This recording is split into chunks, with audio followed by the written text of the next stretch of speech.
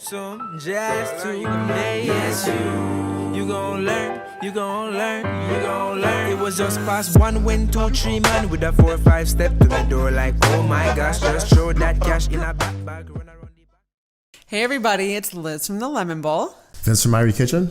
And welcome to the Irie Lemon Podcast. Okay, episode 18. Whoop, whoop. Woo! Guys, we just got back from NYC, which was amazing. It's a great trip. We had a lot of fun. It was fun. We ate our way around the city. Wow. Yes. All predominantly, I didn't eat pizza, let's put it that way. How long were you there? We were there for 4 days. Yeah. So a lot of like warm soups like pho, matzo ball, ramen. Just to eat? Well, I was there for a travel writers conference. Oh, okay.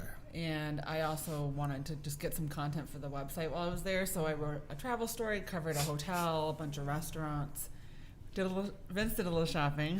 I was stealing everybody's ideas to bring back to Rapids and be like, hey, look at my new idea. Literally.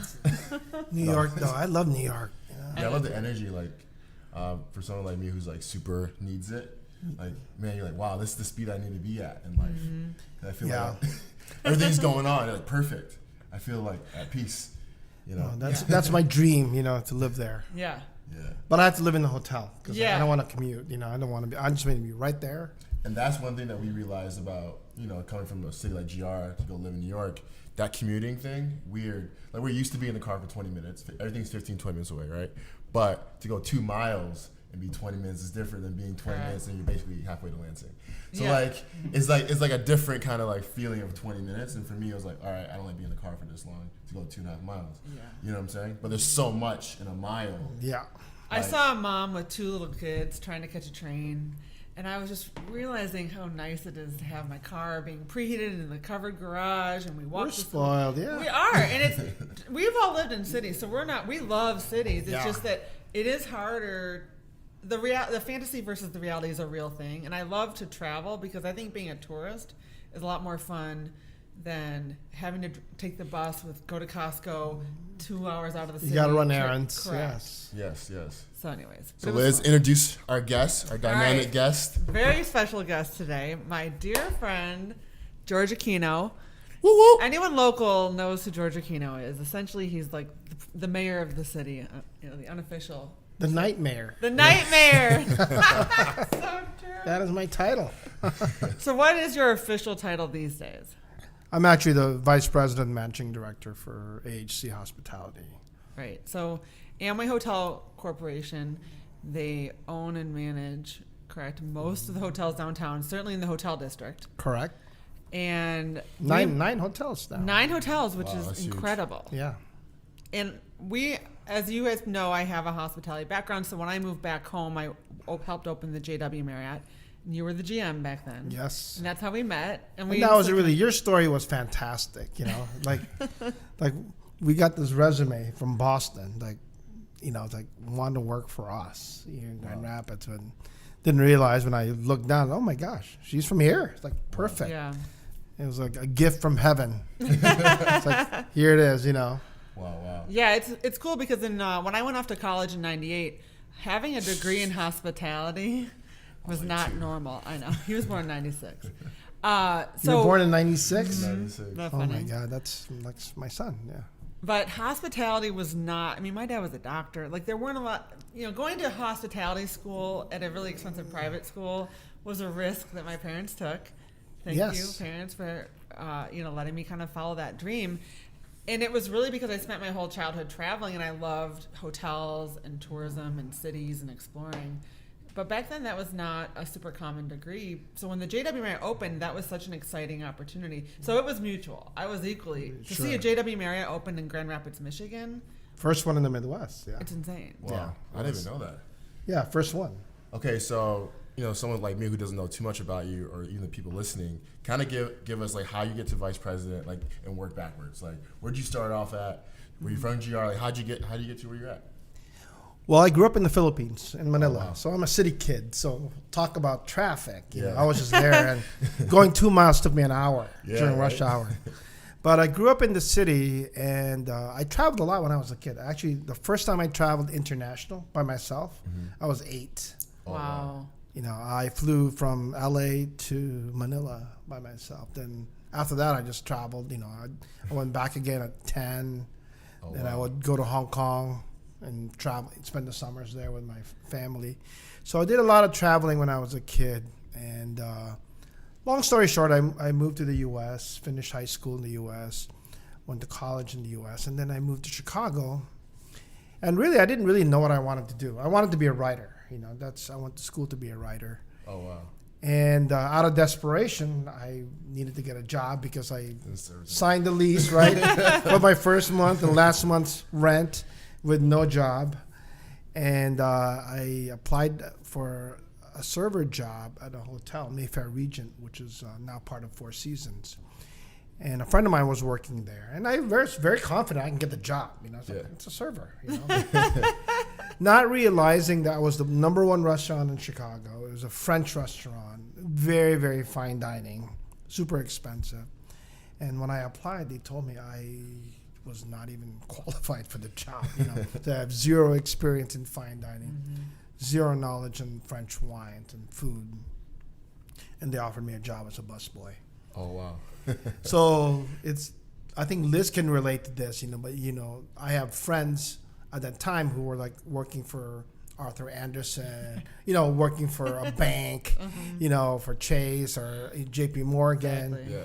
And, they have expense account and I'm, wearing a black short, tuxedo looking like a penguin. And working nights and weekends. Nice. And I had to work mornings first, Right. I had to start in the bottom. So it was really a humbling experience, but I believe that is the best thing that could have ever happened to me, starting from the bottom, because it made me hungrier for what I want.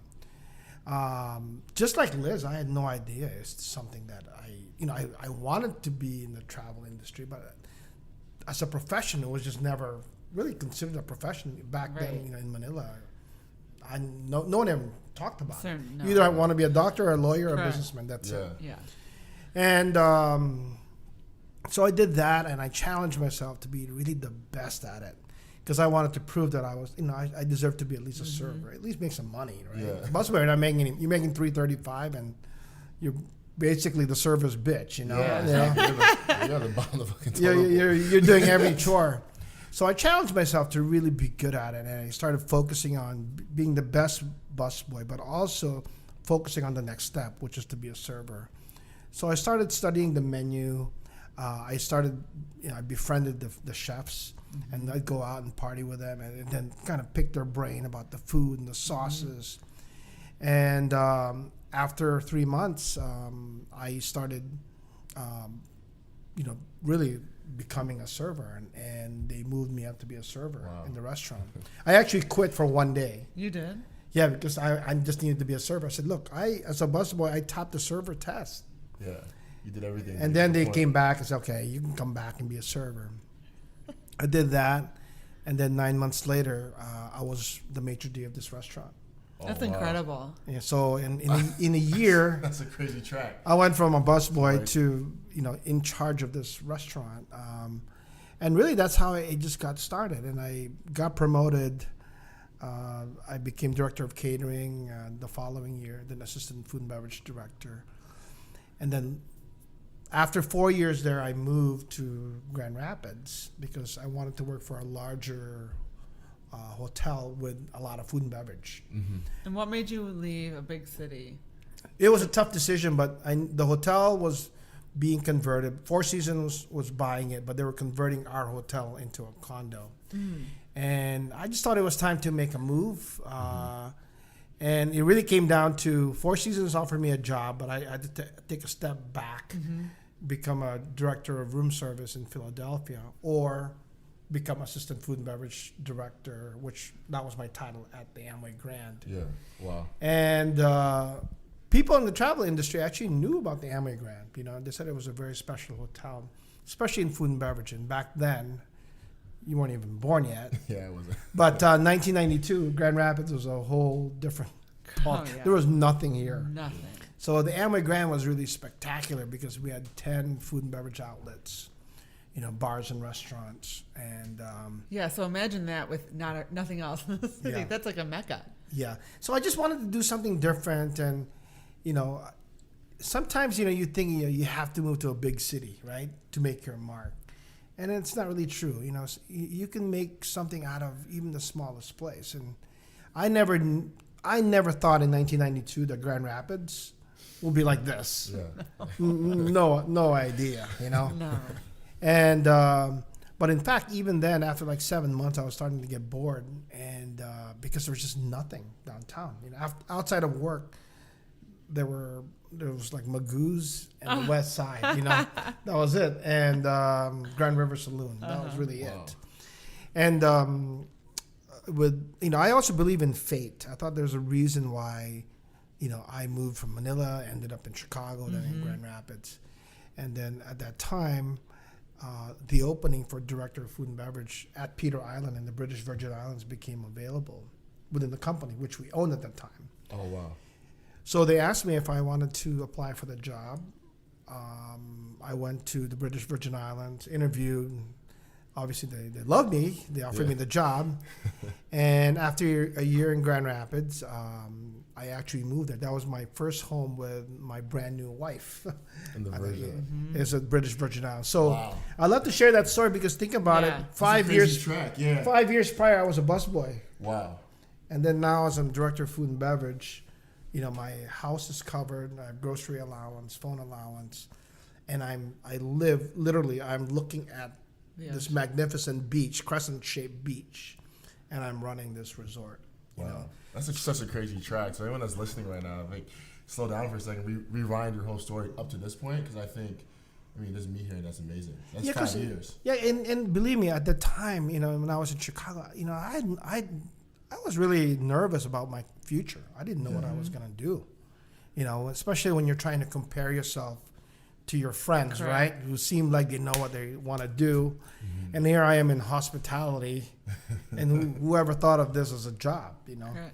But don't you think that you appreciate where you got to more so because of those early times? Oh, absolutely. And I do feel like a lot of times people want to fast forward and skip those ugly moments. Yeah. But you're forgetting that this is what shapes your life, and that's why you're so grateful for your position now. Yes. It'd be hard to have that same appreciation if you hadn't gone through that. Oh, absolutely. I think it builds really a foundation for you. And that's really with anyone, any young person looking for a job, sometimes you have to sacrifice. You don't, your parents didn't just become a doctor, right. Yeah. Or, in charge of a bank, everyone had to start somewhere. Mm-hmm. And really having that foundation, having that background really helped me out a lot. It really, at least it humbled me and made me appreciate, especially, in our hotel company, almost 2,000 employees, it makes me appreciate what everyone does. Wow. That's And huge. it also probably makes them respect you more as a leader. Sure. Because they know that you've literally been in their shoes. Yeah. Okay, so now you're in the Virgin Islands, Crescent, you said Beach, and you're running this resort. What happens next? So I was actually there for 3 years. I was director of food and beverage, and by the time I left, I was the GM of the hotel. Wow. And that was really exciting, living on an island, and it's a very expensive resort, very exclusive. There's 52 rooms, 5 beaches, and that's the only thing on the island. Oh, wow. So you think about just the complexities of day-to-day life. Mm-hmm. Like to go to the grocery, you have to take a ferry boat, Mm-hmm. Oh, wow. 4 miles to the next island. When my wife was pregnant with our first one, with Margot, she craved Dunkin' Donuts. Like she craved glazed donuts. They've never heard of donuts in British Virgin Islands. So I had to take a boat, all the way to another country, to the U.S. Virgin Islands, spend the whole day there, buy the glazed donuts, then come back at the end of the day. Then by the time I get back, she's like, I don't crave it anymore. But, you realize, my God, this is really a journey. Yeah. I never thought I was going to, I would be there. And I was fortunate enough to have been exposed to so many different people and different culture. Mm-hmm. One thing to note, though, I know you talk about leadership a lot and business in this podcast. One thing that we noticed, when we were recruiting like managers, expats to move there, You know what the number one reason why most Americans fail when they go abroad to work? No. What's your guess? I don't know. I have a few guesses, but Okay, here's number one. They're not learning from the local people as much. They're more trying to teach. Close. Number one reason, if the person is married, number one reason the spouse is not happy. they're gone that far. Okay. The second reason, which is also very close, is a lot of Americans, at least from my experience, when they go somewhere, they want the people there to adjust to the American Right. style. That's pretty much what I was going to say. Right? Yeah. Exactly. It's They just just the other assume way that around. everything is like what they're used to. And it's They just want like, it at that speed. They want, Yeah. they want everything to that standard. And you need to understand, British Virgin Islands at the time had 23,000 in population. They're still proud people. Yeah. And they have that, they're proud of their culture. And there's some things just move a little bit differently. Yeah. The pace is a lot different, Oh, yeah. And so we really tell our new managers moving there, you have to understand the culture, you have to appreciate it. And I think it's very universal. You can go anywhere. Correct. You can go to Asia, you can go to Canada. It's still very, very different. So I feel like that's a losing battle. it to is. Yeah. It is, and you need to understand, even though you come from the most powerful country in the world, you're in their country. Right. Exactly. And I think a lot of Americans sometimes fail to realize that because that's your norm. Right? Yeah. If all you know is New York, Chicago, Grand Rapids, Yeah. Florida. You just think everyone else in the world acts like this because in your little small circle, your petri dish, that's how everyone works. Sure. But I was fortunate enough to travel out when I was young, and I'm Jamaican, obviously. So I'm like, you guys know that that's not how the world works. No. This is how Grand Rapids works. Yeah. Or it's great that you're saying that because I think even when I hire people too, or looking for, it's like that wealth of knowledge, understanding culture, and then being able to work with it and then make it effective, right? You have to slow down a little bit.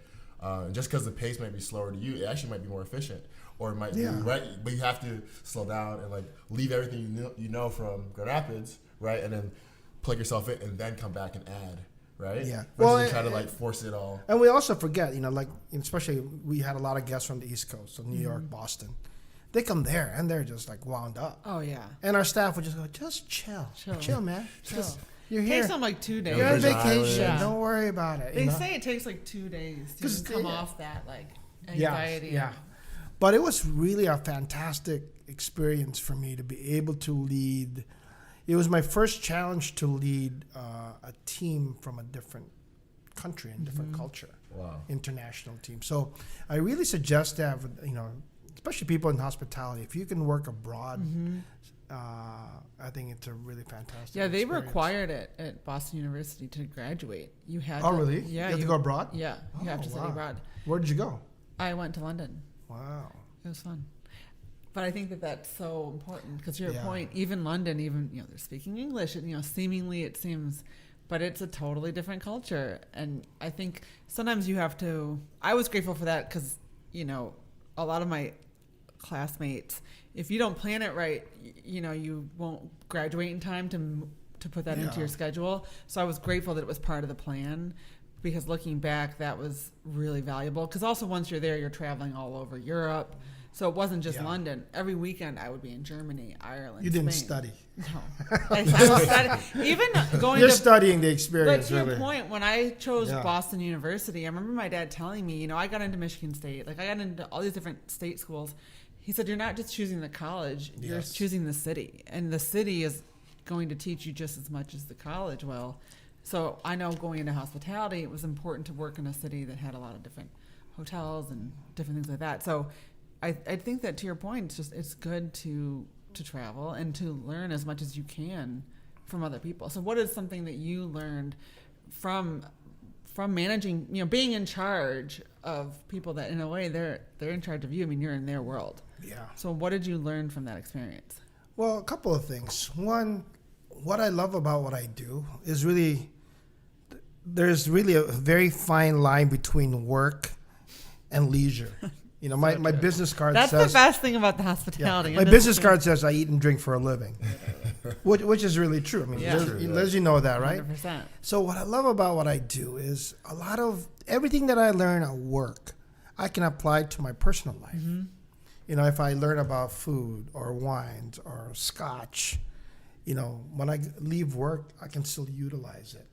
And the beauty with hospitality is the environment that we have, people can actually experience it. And it's a positive thing. You know, if you're a doctor, you know, you don't want to go to the hospital to visit, right? Right. The last thing you want to do. Or even going to a bank, you know, who wants to go to a bank? But in hospitality, I think that is, it's really, it has to be part of you. You know, so to me, I tell my young managers, like, look, if you want to be in this industry, you really have to live it. You know, you have to go out. I don't care if you don't have any money, but figure out a way to just to travel, to go to different restaurants, and see what they have to offer, especially traveling. You know, I mean, you can go to Bangkok and just eat street food, Correct. right? Exactly. And you'd be amazed at just the amount of ingredients that you've never seen before and they utilized, and how some of these vendors, they only cook one thing, Yeah. right? 100%. That's one thing. And it's like the best tasting thing. It's the you'll- best you'll tasting eat. thing. Yeah. Yeah, I mean, the Japanese, I think culturally, I'm just very impressed with the Japanese because they can just focus on one thing And really be the best at it. and be the best. And it doesn't matter. It could be making a toy Yeah. or an umbrella or, you know, sushi shop, you know. They take a lot of pride in that. You know, sometimes in the Western world, we tend to kind of overemphasize just making a lot of money first, you know, Yeah. and not really focusing on that one thing that So we're really true. passionate about. We might You be a know. little impatient here. Yeah, I think we define happiness differently. You know, like the French, you know, they take a lot of time when they eat. You know, because that is important for them, that conversation. And for us, you know, lunch is what 30 We're minutes. always, if we're you're always lucky. running late. You're on the go. Yeah. I mean, there's some things that the French can learn from us too, right? Yeah. I mean, they want to go to a 32-hour work week. You know? Right. Yeah. It's kind of hard to compete globally when you're working 32 hours, right? Yeah, But- their maternity leave is like 2 years. Well, yeah, I mean, you get 6 weeks for vacation. That's you know? crazy. I mean, us 2 weeks, seriously? You gotta be back at work. Yeah. I mean, 2 weeks, you know, That's after crazy. about 5 years, you get 2 weeks. That's It's terrible, crazy. you know. But it's, I think being able to, like, for me, being able to define my work and my personal life, and it's really pretty much the same, Yeah. is I think that's when you know you found the right profession. You know what's interesting about that? When I started the Lemon Bowl, I remember asking you if I should have a Lemon Bowl account and a Liz Delacroix account, if I should separate. And you said to me, no, Liz, it's your life that people are interested in. Yeah. Why would you separate it? They want to see your life. Your life is the Lemon Bowl. Why would you? That's the interesting part. That's crazy. Like, no. But look at your journey. I mean, know. I'm so proud of you. I mean, you don't even know how proud I am just to see how far you've gone, you know. And you know, the story is she was a guest on my blog, and I did a video of her with a recipe, Yeah. and This it is took like- one take. Yeah, one And take Liz. She's It was one take. Like she George just Aquino. made it. It was one take. It was done. I'm like, Liz, you're like natural. You know, you have a natural smile on camera, and you know she's done it. You know, she's done it many. It was a times. Syrian salad. I remember. Yeah, and it was like done, and just to see what you're doing now, and just to be known, you know, all over, and being on national media, and still being here in Grand Rapids. That's pretty special. That's huge. Yeah. That's crazy. So, currently, what are you guys' plans for Hotel District? What are you guys up to for the city of Grand Rapids? Where's the future going? What you're trying to do? Is there any next steps? You're planning on staying here? And give us a quick overview for people that might not be familiar about the hotel Okay. district. Yeah. So Grand Rapids started to grow really in the last 10 years, but the last 5 years has just been amazing Crazy. growth, right? And whenever a city grows, you know, you need to start defining the particular areas in the city, because when you have visitors coming in, you know, they want to be able to know, okay, where's the best place for the arts? Where are the bars? Where are the museums? You know. So Grand Rapids, for the longest time, you just called downtown. Yeah. Well, Downtown can be anything, you know. And so finally, I think a couple of years ago, the Arena District got started, maybe 15 years ago. And they just started calling it the Arena District. And I think it stuck. Then, of course, the West Side has always been in the West Side. The North Monroe is starting to develop. But we forgot the central core. And most central core in a city is usually called the Central Business District. Really boring. Yeah. It doesn't, Central Business District to me means Doesn't sound fun. 9 to 5, right? Literally, Then it's dead. So we thought, we need to start redefining the borders around the central core. So This is why he's the night mayor, not the daytime mayor. So we actually talked to Rosalind Bliss, the mayor. We talked to Experience Grand Rapids, and told them about our thoughts to define the central core, which is borders Fulton on the south, 131 freeway to the west, 196 to the north, and really division, but almost like Sheldon Library area there to the east, and call it the hotel district because it is the area where we had the most hotels and most hotel rooms. And if you're a visitor, it's okay. This is where you want to stay. Right. The hotel district. We can call it the restaurant district. We'd have called it the arts district. But we thought, okay, from a visitor standpoint, if you're going to visit Grand Rapids, this is where most of the hotels are at. Right. Even though, because it is confusing, because there's a lot of hotels on 28th Street, and so on paper, but 28th Street is it's in the suburbs. I agree, but it's like people think, a lot of people will tell me, I found this hotel here. It looks like but you don't. We know because we live here. It's not walkable. Yeah. So you want, especially in the winter, to really. That's really one of our sticking point is it has to be walkable. Yeah.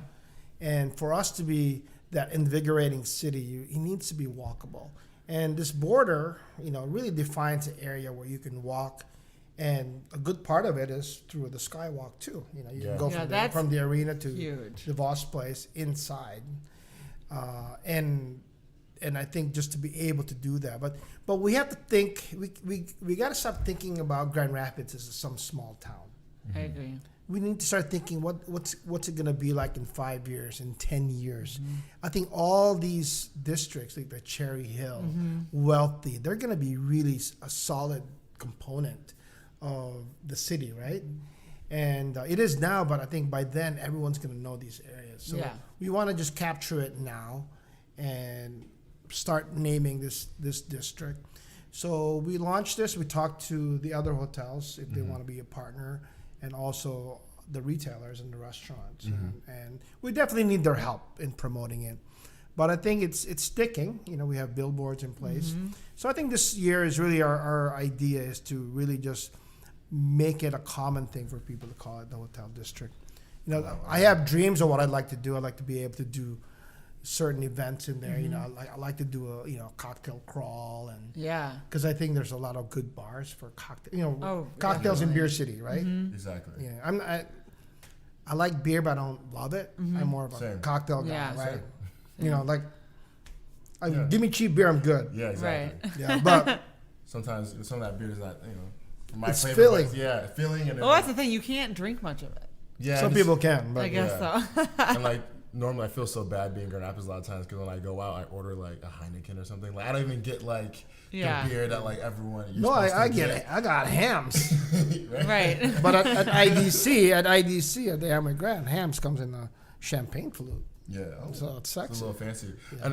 And we just got back. We said earlier we just got back from NYC, and I feel like I was there learning and kind of seeing how the neighborhoods work. And I think you're right. I think part of what Grand Rapids needs is the defining, this is the neighborhood for this neighborhood for that. One, because what you're right, is tourism. We need a lot of people because people are traveling here. They come here. Yes. So they want to hang out, they want to relax, they want to see what GR is all about. And I think you're getting a lot of big city people that can drive up here or fly in. So they are used to Greenwich Village. They're used to So and those neighborhoods define each area, right? Exactly. Right. So like New York, for example. Okay, so Greenwich Village, you're gonna go there because it's NYU's there. A lot of students. Lower East Side, it's kind of grungy, but it's happening now. Yeah. Then you go, Central Park West. Of course, it's a little bit more upscale. Yeah. But you have to think that when the people that planned New York, initially there was no names for those areas. No. It was downtown and uptown. That was They it. almost created themselves in a way. I mean, think about it. Central Park, when it was created, it was like the suburbs. right. Mm-hmm. Yeah. I mean, East Grand Rapids was the original resort community for wealthy people who lived in Grand Rapids. Yeah. They would come up here in the summers. So Wow. there is literally an amusement park on the lake, on Reed's Lake, Yeah. with Ferris wheels and rides. My mom roller remembers it. This is coaster. not that long ago. This is in the 50s. Yes. So Rose's had the caramel popcorn, which is still paying homage to that. They had like this caramel popcorn stand. But it was a resort. So to your point, that's 10 minutes from downtown. Yeah. But back then, that was the summer getaway. Yeah. Wow. Yeah. But think about it, like in 10 years, and you look at the Grand Rapids, the downtown map, and you start seeing all these neighborhoods. I think it just makes it more lively. It adds personality to our city versus you just put, Yeah. West Side and Downtown. downtown. And I think what it helps too is that Grandpa's, in my opinion, loves to they see something work, they like to repeat it. And I think when you define neighborhoods, then you can have certain unique stories, right? Yes. Like, this is what works on Wealthy Street. Don't take what works on Wealthy Street and put it on West Side. Let West Side be West Side. Yeah. And I think that's where you get the beauty into a city because now you have ecosystem. But if everything is so copycat, right? Then the restaurants or the hotel, it's hard for those businesses to really thrive because there's 30 steak shops, there's 50 coffee. Let's add different things. So there's a history or there's a story here. So when you come on Fulton, it's ethnic. When you come over here, it's this. Sure. And then it helps even with tourism or even locals, what spots you pick. And then I think for the hotel district, I think for a lot of locals that want to go out and have good dinner and what you guys been doing, that little cocktail bar you guys built. IDC, now you start getting those big city vibes that, that I think people local or young millennials want, but also even older people who are just kind of just hey, we want to go buy a drink and hang out too. Yeah. Right? Because that's the beauty of Grand Rapids, is, and I feel and you're on the rooftop outside in the winter. Having a martini. Right. And you're warm. Does get more Grand Rapids than that. So I have a question for you. How have you, the 1913 room was built in 1913. So how have you kept up with the city changing in terms of the nightlife you offer, the restaurants you offer? There's so much change going on right now, even with Cygnus changing over. Yes, So, I'm excited about that. yeah, when can you talk about that? Soon. Okay. Next time. But Next time. I think what the catalyst for a lot of the changes in the hotel was really the JW. When we opened the JW, we started doing things that were not particularly popular with the old folks. Back in the day, hotel furniture, you don't want to move. You don't want people moving furniture. Right. And we started throwing parties in the lobby at the JW. We started throwing parties in the ballroom that's free. You just pay for You didn't see DJs anywhere else. You didn't see DJs in the hotels. Right. This weekend, we had the busiest weekend for parties. So Saturday, the JW had the little black dress. I saw that. DJ Cop. Over 2,000 people. That's crazy. Right? It's huge. Then yesterday, it was the world's largest drag brunch with over 700. Wow. Insane. 700 people. Yeah. So we started really redefining what a hotel should be like. And really, a lot of that inspiration is from my childhood days in Manila. Mm-hmm. We would go, growing up, we always went to the Peninsula because the lobby is 24 hours open. Yeah. You can have a drink, you can eat 24 hours a day. And after the bars, we go to the lobby. And the lobby of the Peninsula, they would have concerts and, a lot of, activity, and a lot of celebrities show up there. And that's kind of what the inspiration is for the JW. And then probably the last 4 years, we started converting a lot of these things into the Amway Grand too. So we knew we needed to change because 1913, as much as, you probably weren't even born yet, but 1913 was a really popular 5-star restaurant. It was my pops actually, when he came over here, he worked in Oh, really? Yeah. So 1913 was It was amazing. The only I loved 5-star restaurant in Michigan. Isn't right? it the Five Diamond? Five Diamond. Because Sorry. Five Diamond is the rare part. Which is right. wild. AAA 5 Diamond. That's crazy. And we had it for 10 years, but the revenues was not there anymore, and people just did not want to get dressed up. And we decided to just change it to a Ruth's Chris, who's doing a lot more. Yeah. So why do you think that is? I'm super curious because, I don't know. I still get dressed up to go to the Ruth's Chris. So I'm curious, is it because it's a brand, it's a chain, so people recognize it? It's the butter. Is that really? Wasn't It's there the butter at the 1950 room? No, the butter at Ruth's Chris, you could smell it from outside. Yeah. But you know, I'm kind of half joking, but it is the butter. Is. The beauty with Ruth's Chris is I can be in a suit or I can be in golf wear or shorts, Yeah. and it's fine. You're paying the same amount. Right. Yeah. So matter, yeah. that's the philosophy there. And I think people can adapt more to it, you know, can understand it because, you know, hey, I just want a good steak. Yeah. You know, I just played golf, or I'm too lazy to get dressed, or I don't want to. I usually don't dress up. Right. It's fine if you're paying the same amount. Do you partly believe, because, you know, I'm a little bit younger and I feel like a lot of Grand Rapidians, they like change. And I think because we have such a small city, like, how many times can you go to 1913 before it gets, like, boring? Yeah. Because we have one. Yeah. Because, like, bigger cities, you have 50. Yeah. And Yeah. it's miles apart. Sure. Right? So. And it was really a special occasions place. Mm-hmm. Yeah. That's where the stigma that we had to battle with, you know, and it was a tough decision for us to change it. But Such a legacy. Ruth's Chris started it. Then we did the Wolfgang, and then, you know, Rendezvous, which used to be the lobby It was bar. a piano bar. Yeah, it was called the Inner Circle Bar, then the Garden Court. And you know what? In my 20-some years, I can tell you with one hand how many times I've been to the Garden Court Yeah. when it was there. Exactly. And with the right design, and you make it, you know, our philosophy now is it needs to be attractive to the local client. I would say making it a destination bar.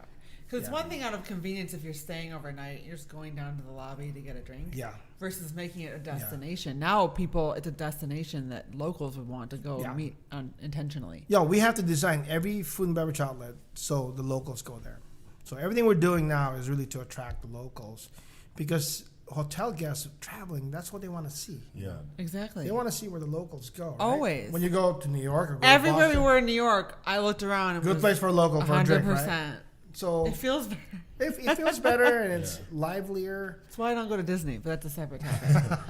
No locals. Yeah. Yeah. But, you know, we're excited about all these things that we're doing. You know, IDC is absolutely just So smart, by the way. that's the branding. doing so well. The line on the weekends. The lines are crazy. Like, I can't even get it.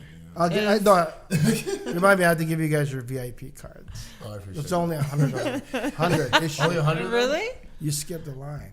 Yeah, that's really? Well, that's I can do one too? essential. Yeah. Oh, wow. You guys heard that here on the podcast? Wiz has VIP Yeah. time. Track me down. He's Just been don't mention my name to the bouncer. He's been rehearsing that line for a week now. No, it's been doing That's really well. great, Now that we though. have all the heaters now, Yeah. Yeah. we have all the heaters installed, and both sides are open. It's huge. And it's just doing so well. And So selfishly, I want to get your viewpoint on, like, ethnic food in Grand Rapids. Where do you think is going? What do you think they have to do? And I want to just kind of like. And where do you like to eat? Where do you like to eat? So I want to see where your brain's going, because I have some ideas, but I want to hear what you think, because you've been in the city for so long.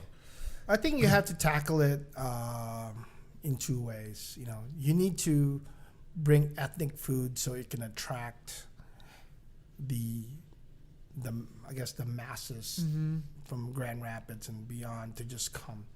Make it authentic without being too stuffy, but also very, very cool. So, like, for example, let me give you a good example, like Wagamama. You familiar with Yeah. Wagamama? Yeah. So Wagamama, right? Mostly just noodles, Asian style, simple. You know, they have it right there in Faneuil Hall, right? Yeah. Very unpretentious, but it's hip. Yeah. So we need something like that. But also, at the same token, I think we need to start identifying, just the same way with the districts. I'd love to see an area where Yes. this is kind of the Mexican Like how district, Detroit or has the Mexico Vietnamese. Town. Yes. Yeah. To start identifying these areas where, Yeah, I mean, it's, you know. yeah. So at least if you want to just, you can make it your trip could be, hey, on this weekend we're going to hit, Africa Town. Or Right. Mexico Town. Or Mexico or whatever. Vietnam or Southeast Yeah. Asian. Yeah. Just something different. And I would really like to, I think this is something that we really need to collectively figure out how we can do that, because it's there. Yeah. I think about it a lot. I work with Experience Grand Rapids to host international travel providers here a lot. Every year we do at least 1 or 2 trips. And when we make our itinerary, those are the spots that I eat at. So I want to take people there. But it is a bit of a struggle because they're not near the hotel district these are focused on people that are coming in from out of town. So they might not have a car. And sometimes with women, you might not necessarily feel safe exploring randomly these dives that are not in the nicest parts of town. If you're not being familiar, I would personally probably not want to do that on my own, especially at dinner time in the winter when it's pitch black. Maybe what you should do is, Airbnb, right? For example, if you go to Airbnb, like little experiences, right? Yeah. But if we can create, something like, hey, Liz is gonna host. See, that would be cool. A taco crawl. Yeah. And then arrange for the transportation.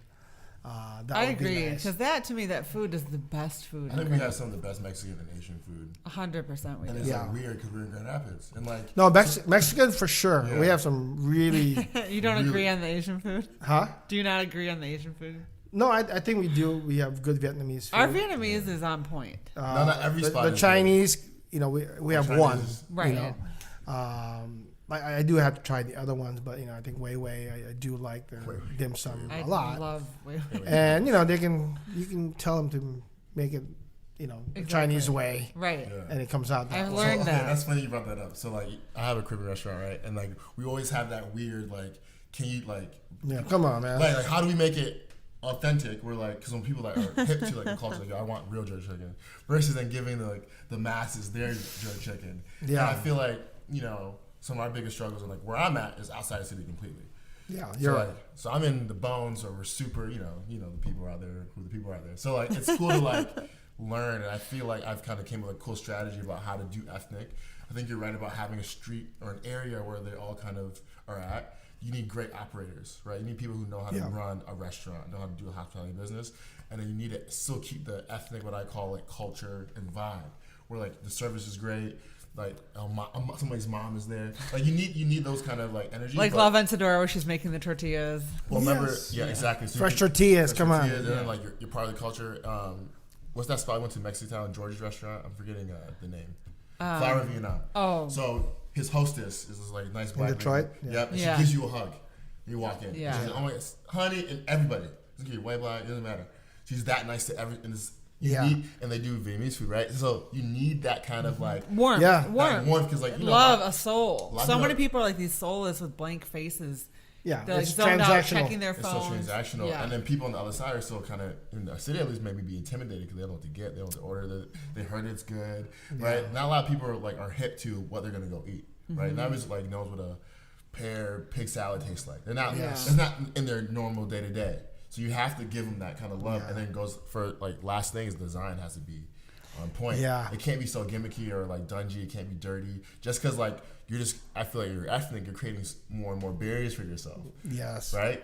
And going to my spot, my spot's super hip. Your bathrooms are great. We're super clean, and people we won't call anyone out, but you either have to be a real dive, or design it right. Mm-hmm. Not in between and just convert. Hey, this restaurant slap some tables and chairs and call correct. Then it looks half-assed. Yeah. The question that I have is what's going to happen because the biggest difference I think when you talk about that warmth, the places that I go, the most warmth I feel is they're family-run businesses. Of course. And my concern now is it's kind of like farmers, the younger kids don't want to run restaurants.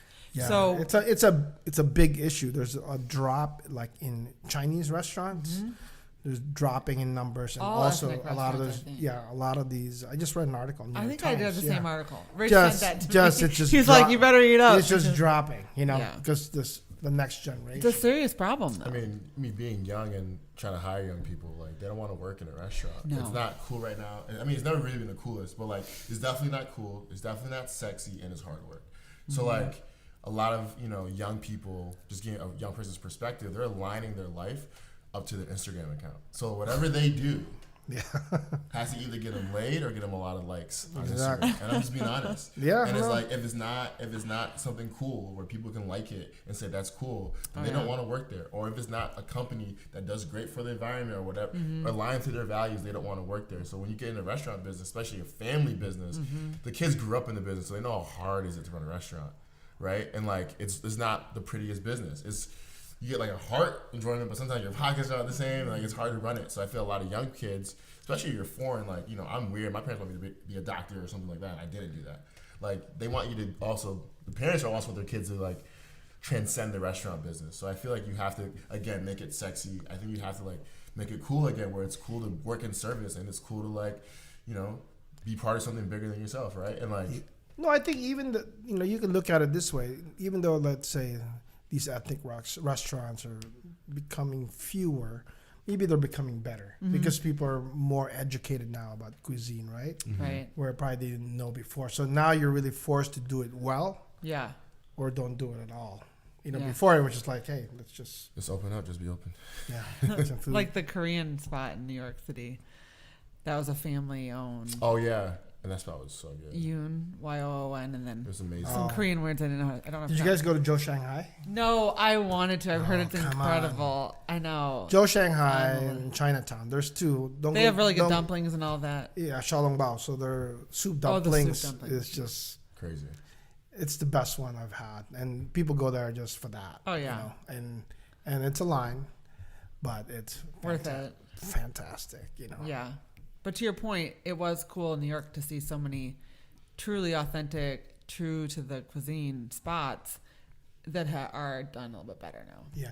I guess what we can do, let's say, I think the challenge for us, like, let's say we pick us an area in the hotel district or North Monroe where you got these lots. And if I can find, you know, think of Italy, but for global cuisine. Oh, you know? yeah. And really almost an incubator kitchen, you know, where you can, we need Jamaican here, we need Yeah. Indian, we need, you know, Filipino, Yeah. Chinese, and just Oh, pick yeah. 6 or 7 and do something. I think there. that would do really well. Kind of like the shipping container a lot in Detroit. Yeah, and Portland does it too. Right. Yeah. Or Austin. Yeah. I remember a quick story on shift gears. I remember I was like 17 and I was like running around the city like, guys, we need to do shipping containers here. And they didn't take me seriously. I got a lot of no's. But I was like, no, you have to listen. Like, no one wants dirty shipping containers. Like, no, we'll paint them. You know what I'm saying? But obviously I was like a young kid with an idea. I didn't have no financial. I can't do anything other than my I idea. love shipping containers. But I was like, guys, like this would be so cool. Our city can fit it, because it's like it's not that big. And then you can, and like the beauty again is like, do like cool leases where like it's 3 to 6 months. I know that sounds crazy, but if someone's not doing well, they should get out and like reframe their idea. And then you get someone else new to come in, and it's always Keep it changing. fresh. So you always have someone to go there. Yeah. It's not like, and then the people that, and then maybe do like a vote or like people earn their residencies there. Like every year, they like if they win it, they can stay another year. Make it like gamify it. Make it part like Yeah. so the city loves like, yo, this spot's been here for 3 years because the city loves it so much. Versus then like, oh, they have the most money, so they're here for 3 years, and no one goes there. I It's feel like taking we up need this space. to happen. Yeah, We got some projects in the future. just call V, man. I got an idea. I'm here for it. I got some exciting things. All right. So what in the next year. what are 2 things you're excited about right now? Well, I think there are a lot of things happening in Grand Rapids. I think there's a lot of movement at least in the food and beverage world. I know even from what we're doing, we got some nice projects that's on the docket that I just can't disclose right now, but it's going to be super, super cool. I can't. And I think one of them would really address, you know, the cuisine part. And then one would be just something so different that we've never seen it before. So, I'm getting excited. I know. but also I think I'm also excited, you know, like we did the West Michigan Fab Awards, which congratulations both Thank of you you. for Thank you. being winners. But That was I really think fun. now we can have a dialogue. We can expand that to more of us talking about these things that we can do for the city. Yeah. Versus, I think before we were like these silos, you know. Yeah. And now is an opportunity for us to really, you know, have this discussion and really make it happen. You know, what can we Exactly. do? What can we do? Like starting. But that's why I love living in Grand Rapids, because You're 1 degree away from everyone, right? 1 degree away that's- from everyone. So and I- it feels like you can actually make a difference. Yeah. And I want you to speak on that because I think a lot of people that I run, they want to leave. They want to go somewhere. And like, so for me, it's like, okay, Well, you go to LA, New York, you're one of a million people who have a dream in that. Sure. area. So you're not unique. Don't think you can go to New York and you're unique because you have an idea. Yeah. I feel like everyone goes. I do think while you're in Grand Rapids, you should be trying. Because I feel like if you do end up leaving, if I leave today, I have things under my belt. So when I go to LA, I'm not just some kid who has an idea. Like, I've done it. I'm doing it. Yeah, you've experienced it, yeah. So then I have more value to bring to the LA market. But I feel like a lot of people from bigger cities don't want you coming in and taking out, a slice of their pie. And I think in Grand Rapids, like you said, you're 1 degree away. Yeah. You And go you're a talk to bigger Mayor fish Bliss. here. Yeah. You're a bigger fish here. Correct. And I think, sometimes it's a cop out, for people to say, oh, there's nothing to do here. 1,000%. I think But you hit really, the nail on the head. you can make it happen. I never thought I was going to, when I came back in 96, I thought I was going to be here for 2 years, and I'm still here. And I love it. I think we made a great decision to stay here because we're part of that change. Yeah. If I wasn't part of it, then I probably would just Right, escape but we've too. all found ways. Right. Yeah, but we all have it's done it. Right? Look at interesting. you. You could go anywhere. Anyway. Right, Liz? But, Me and my husband could work from anywhere, and it's cool because we're all at different stages in life. Like you have your kids are out of the house now. I have little kids that are just starting. I know, how lucky. You're not married, you don't have kids yet, but all three of us we love Grand Rapids for different reasons. Correct. And Yeah. it's pretty cool in that different it's stages too, right? correct. And it's where the dialogue happens, and it's where like good Sure. ideas happen. It's where execution happens, right? Because it's like different experience. Like someone like young who has maybe more runway for me to go work. Like tell You me can what take bigger risks. I can take too. bigger risks, but I also like to hear. I like talking to older people because like give me like some nuggets so that I can go do it. Like or like actually make it happen because obviously you're busy doing this and you're still on that mountain, but like, I have little hills I'm climbing right now, so I can go knock things out, right? And like I love the dialogue. And it didn't take you an hour and a half train ride to get here today. But there's a you're lot. also taking a chance. Yeah. You're hustling. Oh yeah, That's a difference. He's pretty lazy. He doesn't do much, guys. Don't be fooled by that. Yeah. Owning a restaurant? Nah, you don't have to do much. It's easy work. Yeah, like that's one of the funniest things. And we ran about it for like 30 seconds, but people always come and like yell at young people, I want to open a restaurant, and I'm like, dude.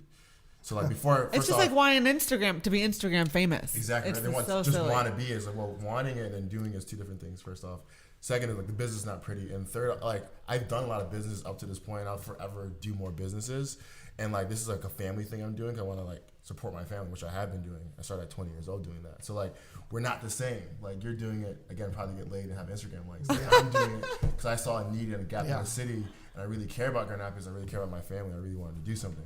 So like that when you're not getting those likes, you're not gonna have any fire anymore. 'Cause Sure. the restaurant business will kick you in that every fucking day. It's hard. Every day. There's some shit, man. Like I have to probably tomorrow when I go to the restaurant, I gotta clean some shit. Like it's just like Then you got to deal with Yelp. Yeah.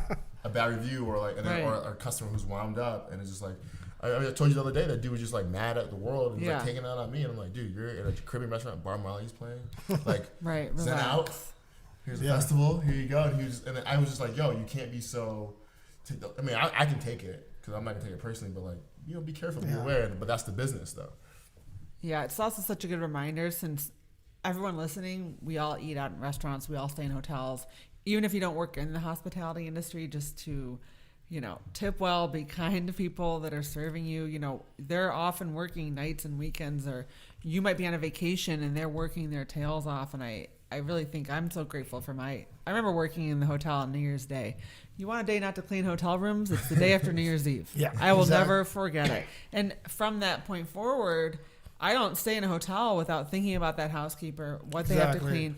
And I think we all need to just have appreciation for, it's not the highest paid industry out there. And so the fact that these people are serving us when we're out, often celebrating, often having fun, et cetera, I just have a lot of respect for the industry. But to your point, it's no joke. So, George, I have a couple of questions because I heard some stuff in your story. So, going back a little bit, give us a couple leadership advice. Like, what have you learned through your experience? I want to take some nuggets. Okay. What makes a strong leader? Well, I think you have to be disciplined. Your leadership, your daily habits will define your leadership skills. Ooh. Well, you do it every day. So if you're not looking at your numbers every day, then I know you're not looking at the details. Mm-hmm. So what you do every day, and you got to understand, if you're a leader, people are watching you. So what's important for you is important to them. So in a restaurant, right, if you don't really care about the steps of service, right, Why should they? then why should they care? Or the wine service, or describing the menu. So to me, what you do every single day, from what time do you go to work, how long you stay, what you're focusing on is important. I also tell people, hey, every time I see or I interview somebody, say, I'm a multitasker. It's just like, it means you don't do anything well. You don't do anything well. Focus on one thing at a time. Really, just focus on the most important thing. That's great. And that is really, every single day. Just what's the one thing that will make you happy and what you want to do today. And if you can get that done, then that's good. Yeah. So those are probably what I would say I would, probably tell people. And in hospitality, and this is what I use, philosophically with our teams, like we have this 1 degree of service, The difference between good and great is really just a degree. It's that one little thing that you do. So you're talking about, Flowers of Vietnam. It's that hostess that hugs you. Yeah. She doesn't have to hug you, right? Yeah. No. You can just go there. She said, hi, good morning, whatever. Yeah. But that hug is that 1 degree of service that defines Change that the restaurant. So the And extra it costs degree no makes money. It's not millions of dollars of Facebook ads. Yeah. It's a no cost. Exactly. Yeah. That extra degree makes a big difference. And then are there any common traits you might see of poor leadership? Maybe things that I love learning like commonalities between strong leaders and not so strong leaders. Lazy. I think people, a lot of, not intentionally, but I think a lot of leaders, they really have a hard time delegating. And they have a hard time surrounding themselves with people better than them. You got to think a general manager, right? You're a GM because you're generally good at all these areas, but you're not an expert. So you got to surround yourself with somebody who's good in food and beverage, somebody good in finance, somebody good in marketing. But you have a general knowledge of every area. That's and you can make true. the call. So I see people they want to surround themselves with people who are like them. Right. Because they want to be well liked. It's an ego thing, correct? Yes, but not in a bad way. I think younger managers, I see a lot of them, they want to be well liked and popular instead And of admired. being respected, for making the right decision. But in reality, having stronger people on your team will lift the whole ship. Exactly. Yeah, and I think in young leadership, I think I've dealt with this personally, just where you miss it sometimes. And I think sometimes, I heard this guy, he kind of explained it really well. Like he's, in a sense, like you have to build a business or what your team, and then or like where you're going, and then have the people fit it, versus in trying to get the people you Fit want the people you like into the and the positions. spots like you need filled. They have to prove actions. Yeah. Right, and then you have to know yourself well enough. And like I kind of tweeted the other day, I was like, people can tell me everything was going on in the world, but can't tell me 3 things they're good at or 3 things they're bad at. And right there, that's leads right to like poor leadership. If you don't know what you're good at or bad at, well, then how do you know what And you you need? cannot be good at everything. You can't be good at everything. So if you don't know what you need, you can't lead. Yeah. If you don't know your weakness. Right. So for me, it's like Yeah. I'm big idea. Like I like to execute. I need to be doing a billion things to like be right. So I need a lot of people who are like, and then make me stay. Like Liz, when we do business, she makes me stay that 5 minutes. Like, what exactly is it? Because like if you don't get that from me, I'm gonna be like, oh. Yeah, I think I'm very similar. I need somebody who can get the work. I hone them in a little. Yeah. Yeah, she calls it the B to Y work, and then like I'm A to Z. Like right? the middle stuff that actually gets Yeah. it done. Right. I want to explain that real quickly because I've been getting some questions about what is B to Y. So, of course, everyone talks about everyone has great ideas. That's the Z. And it's fun to meet for coffee and talk about cool stuff you want to do. The thing with me is if you talk about something cool, I'm going to actually want to do it. However, there's a lot of steps, B, C, D, E, from B to Y that it takes to get things done. And I think it's essential to have people on your team that have different skills, but you can't just have A to Z people, just like you can't have B to Y. So just in case hopefully that will clarify what we mean, because we talk about that a lot. I think that's also what separates people that actually accomplish things versus people that meet for coffee all week talking about things. Yeah. You know those people. I think the part that I resonate with the delegation, it's tricky because something I've learned as a business owner, who started this on her own, and something in my industry we often say is that even if you can hire someone, even if they do it 80% as good as you, it'll never be as good as if you were doing it. Especially when my brand is my life. So how could anyone ever do it as well as I would? But to your point, you have to delegate to grow, and delegation's great for so many reasons. It creates jobs, et cetera, but I think changing the mindset, knowing that it will never be perfect, it'll never be done the way I do it, but there's some benefit. They can also do it better. 100%. Or a different way that you wouldn't have thought of. And where you're going, right? Like, what are you trying to build? What are you trying to like grow into? I think when you delegate, or what I learned through delegation is that like you need people there so you can be over here. Yeah. If you're not over here, then like the thing about like a lever, you're missing all the water that you just pulled in here. Now you're missing all the water because you're over here trying to. You can't make it that fast. You need someone helping you. So true. And then so you can fill it up, and then you pass it to somebody else who can pour it out. Like there's a process to delegation to get to your end goal, and I think. My biggest struggle is just that I wanted my friends pretty much to be there with me. But it's like not always and the friend who's listening, it's not all your friends have to be there. You give them a chance, an opportunity. And I'm an entrepreneur, so I'm not coming from the corporate world, guys. Like I build my life, so I can hire my friends. I want to hire my friends. But when I was realizing through my past experiences that like I was holding so many people up, I didn't even realize that no one was doing anything. And I'm exhausted. And everyone else is hanging out. They're not tired. And I'm like, why am I? Why am I so tired? And you guys, what? And it's like, I was, they weren't ready to do that. Or they didn't take the at bat. And then, recently we had a little catering thing. And I think I was talking with my team. I was like, it's good that like you guys failed. You guys messed up because now you know what to do for next time. If I kept covering that up and you never got there and I was just handling it all, you wouldn't have learned, you wouldn't be able to grow. So now for the future, we're now better. And I think, and then we get to see a weakness in the structure. So you can create a new structure. So I know, system. this is where our weakness is. I need to put something here. Yeah, Power absolutely. delegation. Cool. And then the last thing I'll say is that you really showed me by example that it's okay to have fun with people you work with. I think that's something that we had a lot of fun. We had a lot of fun, guys.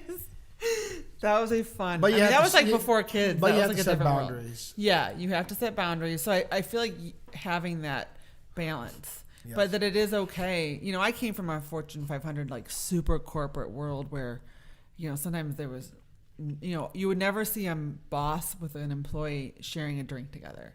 And I think that there's something to be said for it just made me feel like I was valued and on your level and on the same page. And, to your point, it's always good to have boundaries. But I think that's something that I try to do with my team. We go away every year on a retreat and we really spend some time having fun. I'm a huge proponent that you can have fun and also be working. And that's not, I think that's just something cool that you showed me by example. So thanks for that. Yeah.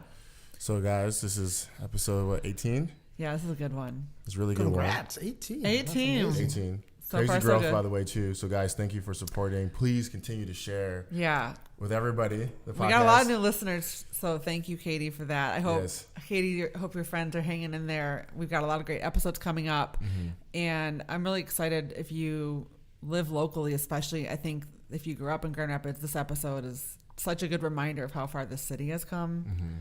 But so thank you again for all the new listeners. And if you're listening and enjoying it, send it to a friend. Yes. Text it to your bestie. Yes, please. Maybe someone's coming to town, or maybe someone that grew up here. I think they would enjoy this episode. And if you're local and you haven't been to IDC yet, please go.